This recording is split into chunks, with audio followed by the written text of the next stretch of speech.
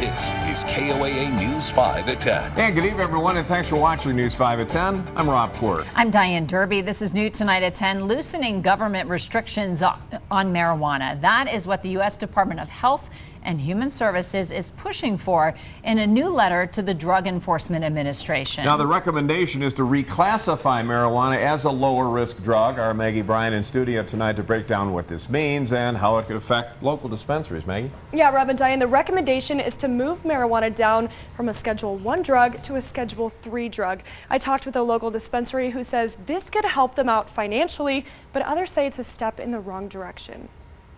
Can I see the blue green?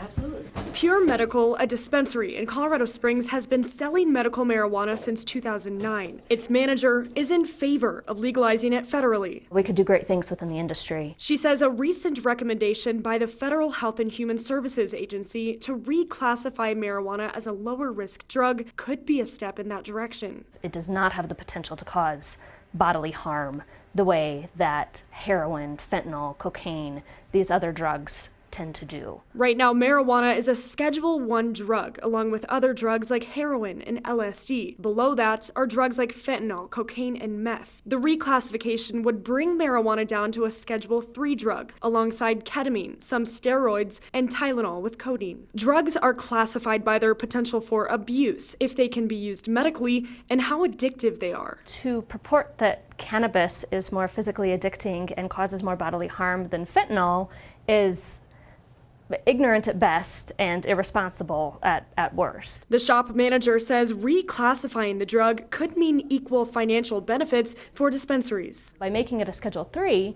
cannabis businesses will now be able to deduct regular business expenses like every other small business in this country can do. For instance, the rent on this store, the payroll to pay the people that work here, the utilities to keep the lights on. She says her shop is paying a tax rate of around 75%, but others, like Colorado Springs Council member Dave Donaldson, say reclassifying marijuana could lead to legalizing it, which he says is not a good idea. I think it's a bad day for our country if that happens. We're just putting more temptations, more harms in their way. We're not doing things to help our citizens.